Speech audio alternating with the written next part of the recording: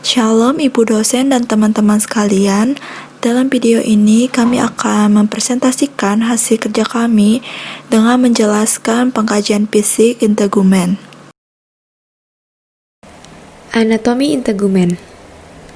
Kulit adalah salah satu organik terbesar dari tubuh yang membentuk 15% dari berat badan keseluruhan yang memiliki fungsi utama untuk menutupi dan melindungi permukaan tubuh. Di dalam kulit terdapat ujung saraf peraba, dan kulit pun memiliki kemampuan deregenerasi yang kuat. Kulit terdiri dari 3 lapisan. Yang pertama, lapisan epidermis atau kutikula, yang terdiri lagi dari 5 lapisan, yaitu stratum corneum atau lapisan tanduk, stratum lucidum, stratum granulosum, stratum spinosum atau stratum acanthosum, dan yang terakhir stratum basale atau germinativum. Pada lapisan yang kedua, yaitu lapisan dermis, terdapat 2 lapisan lagi, yaitu lapisan papilar atau pars papillare, dan yang kedua stratum reticularis atau pars reticulare. Dan lapisan yang paling dalam yaitu lapisan subkutan atau hipodermis. Sensasi kulit. Kulit dipersyarafi oleh saraf sensorik dan saraf simpatik. Kulit terdapat cabang saraf spinal, dan permukaan kulit terdiri dari saraf-saraf motorik atau saraf penggerak otot.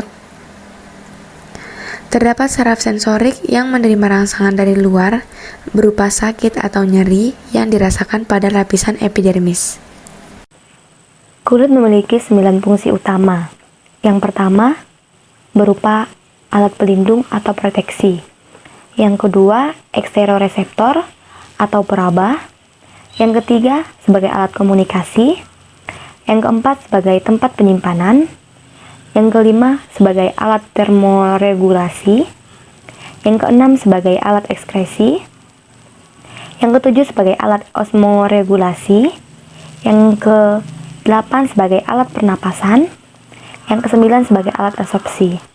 Selain dari 9 fungsi utama kulit juga memiliki fungsi lain, yaitu sebagai tempat pembentukan vitamin D, sebagai alat nutrisi atau kelenjar susu, dan sebagai tempat cadangan makanan. Pemeriksaan fisik sistem integumen. Pemeriksaan fisik merupakan suatu proses yang dilakukan untuk memeriksa fisik atau tubuh seseorang supaya dapat mengetahui adanya tanda klinis suatu penyakit. Sistem integumen merupakan salah satu sistem yang dapat dilakukan pemeriksaan fisik. Pemeriksaan fisik sistem integumen. Yang pertama, pemeriksaan kulit. Untuk melakukan pemeriksaan kulit, lakukan pada tempat yang memiliki cahaya yang cukup terang.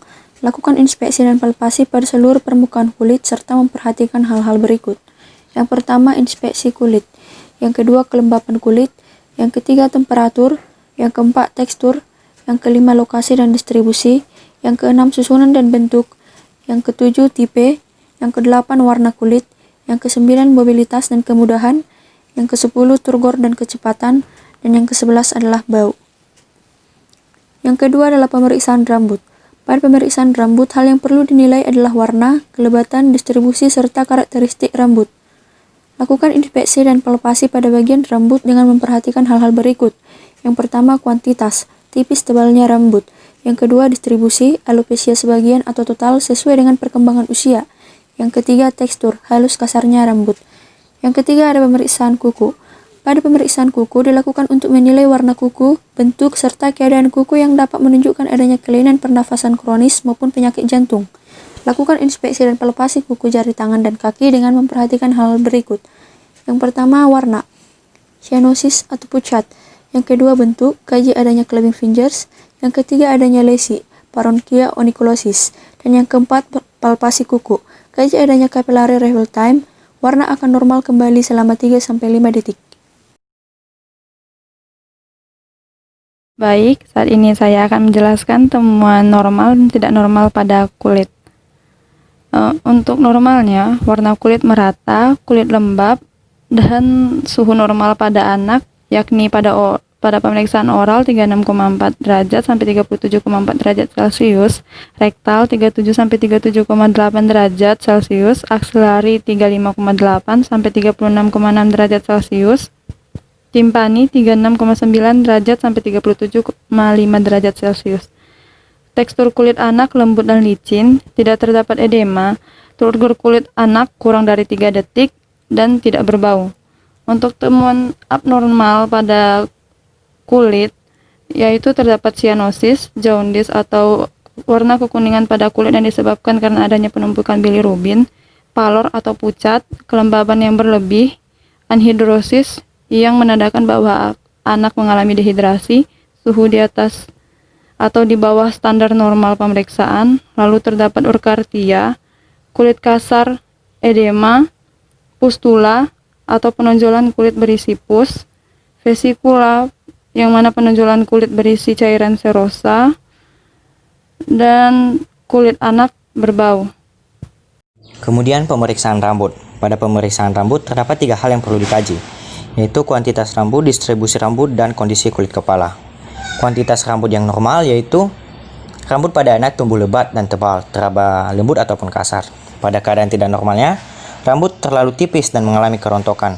Dan kemudian distribusi normalnya, distribusi rambut pada anak itu merata. Dan tidak normalnya, distribusi rambut tidak merata dan mengalami alopecia atau kerontokan pada rambut.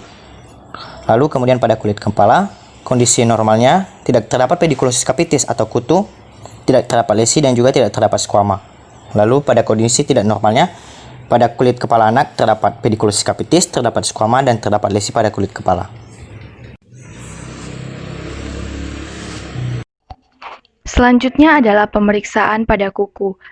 Kuku yang normal adalah berwarna merah muda, tidak terdapat clubbing finger, tidak ada lesi, dan CRT kurang dari 2 detik. Sedangkan pada kuku yang abnormal, kuku berwarna pucat dan terdapat cyanosis, adanya clubbing finger, terdapat lesi, dan CRT lebih dari 2 detik. Masalah keperawatan yang berhubungan dengan pengkajian fisik sistem integumen. Yang pertama, nyeri akut berhubungan dengan kerusakan kulit atau jaringan. Dengan data-data, pasien terlihat meringis jika sekitar daerah luka terkena sentuhan. Pasien melindungi area luka. Pasien menyebutkan karakteristik nyeri dengan menggunakan skala nyeri. Yang kedua, hambatan mobilitas fisik berhubungan dengan penurunan kekuatan dan ketahanan. Dengan data-data, pergerakan pasien terbatas pada bagian yang terkena luka, pasien tidak dapat bertahan pada posisi yang sama untuk waktu yang lama, pasien mengalami hambatan untuk bergerak. Yang ketiga, resiko defisien volume cairan berhubungan dengan kehilangan cairan melalui rute abnormal luka. Dengan data-data, pasien mengalami penurunan intensitas pengeluaran urin, pasien mengalami penurunan bising usus, pasien mengalami mual dan muntah. Masalah keperawatan yang keempat yaitu ketidakseimbangan nutrisi, kurang dari kebutuhan tubuh berhubungan dengan status hipermetabolik yang ditandai dengan mengalami mual muntah, porsi makan pasien berkurang, membran mukosa pucat, pasien mengatakan tidak nafsu makan, pasien mengatakan kehilangan rasa pada makanan, dan pasien kesulitan menelan.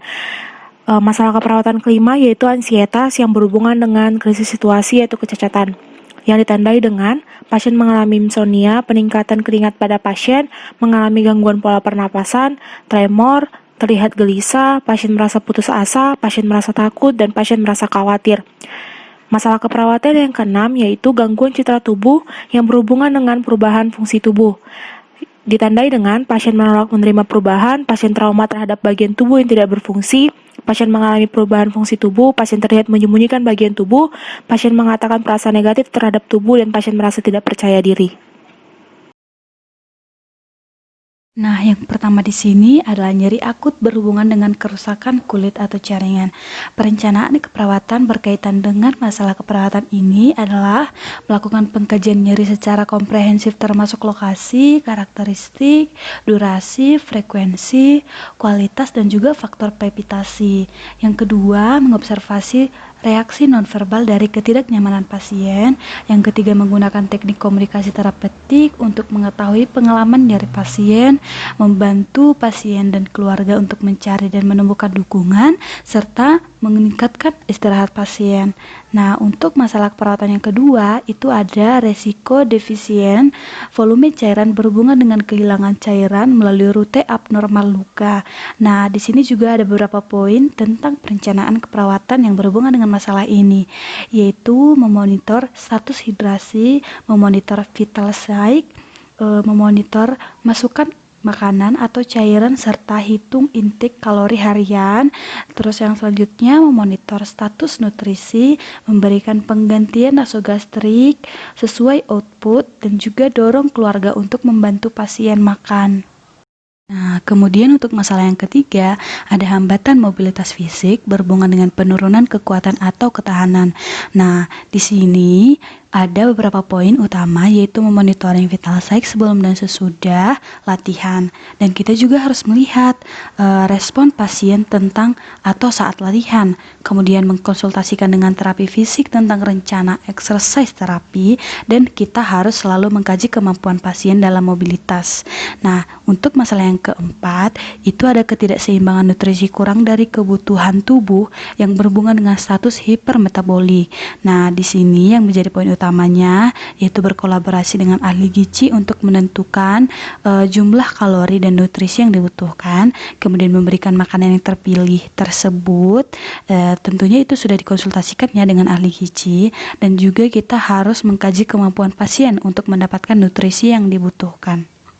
Kemudian untuk masalah yang kelima, ada ansietas berhubungan dengan krisis situasi, yaitu kecacatan. Nah, di sini ada banyak banget tentang perencanaan yang dapat diterapkan. Namun yang menjadi garis besar yaitu memahami perspektif pasien tentang situasi stres yang dihadapi, kemudian menemani pasien untuk memberikan keamanan dan juga mengurangi rasa takut, serta menolong pasien untuk mengungkapkan perasaan, ketakutan, perspektif, dan juga mengidentifikasi tingkat kecemasan dari pasien. Kemudian untuk masalah yang keenam atau masalah yang terakhir yaitu gangguan citra tubuh berhubungan dengan perubahan fungsi tubuh. Nah, yang menjadi garis besar di sini yaitu kita harus menjelaskan kepada pasien tentang pengobatan, perawatan, kemajuan, dan juga prognosis penyakit yang dia alami. Kemudian mengkaji secara verbal dan non-verbal tentang respon pasien terhadap tubuhnya. Demikian akhir dari presentasi kami. Atas perhatiannya kami ucapkan terima kasih.